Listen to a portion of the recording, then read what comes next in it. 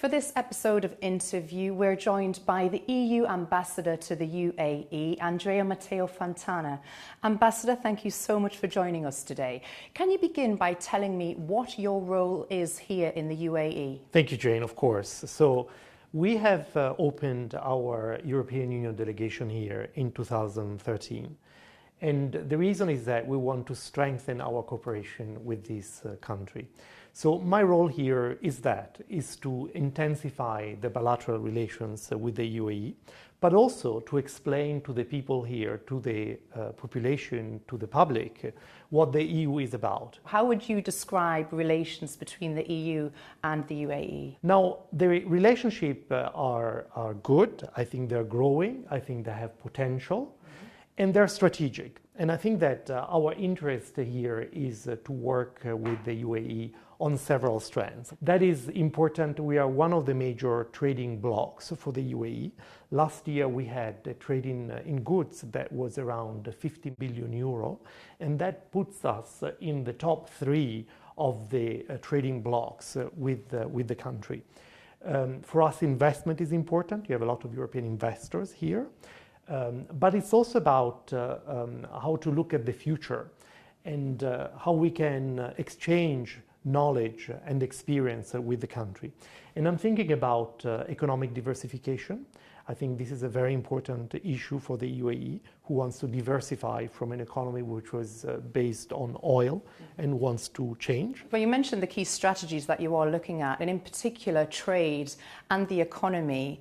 That's very difficult to push forward in the current climate. This is a global pandemic that we're all going through. You know, what are the challenges that come with that, especially for those areas? I think that, in a nutshell, the crisis has shown that globalization is important, but when a crisis like this one strikes, then the consequences on the economy, on supplies, on making sure that things are in the right moment, in the right place, are very, very huge and difficult to solve in the short term.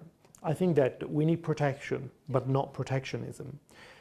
We don't want isolation. We want to have continued global collaboration. There are a lot of EU expats living here. You know, how important is it to know that you have a presence and that this work is going on behind the scenes, especially now? So for this, the month of April has been incredibly intense for all of us, especially for the colleagues in the embassies. Try to find the right planes to go back to the different countries in Europe. And this has been part of a huge effort that the EU has undertaken together with the member states around the world, where we have made sure then more than 500,000 tourists could go back to their homes in Europe. And then after that, the main challenge is for residents to come back. But I think that with the gradual reopening of the country and with the protocols that the UAE has established now with the airports, in the coming weeks, we're going to solve this problem together. And one thing that has been very successful in this country, I believe, is the high degree of testing that the authorities have been making available to all the people living here. And this has been, I think, one of the determining factors that led now the country to reopen and Dubai to restart welcoming tourists from today. Well, coming out of the crisis, what is the role of the EU in Europe, and also what part will the UAE have to play in that, in the exit plan from this, so to speak? Well, for Europe, I think that the challenge will be to come out of this together. We have gradually eliminated the restrictions of movement that were put up at the beginning for safety reasons. So now the EU is once again open and you can travel freely within the Union. And then we have also looked outside the EU, the importance of solidarity with countries who have less than Europe. Globally, the economy has taken a bit of a hammering throughout this whole pandemic. What strategies and post-pandemic strategies need to be adopted to make sure that we do navigate ourselves through this period? It's going to be a challenge for all of us. I mean, the economy took quite a battering because of the crisis. Let's be honest about it. And this is the most severe crisis that the EU has ever had in its entire history. I mean, the gross domestic product of some of the member states and many countries in the world this year will be reduced by 5 to 10%. This is something unprecedented since the time of the Great Depression at the beginning of the last century. So that's to say that the challenges are enormous. I mean, a lot of people are losing their jobs, a lot of companies are closing. So this is an opportunity for governments, for international organizations like the EU, to show that our response can make a difference.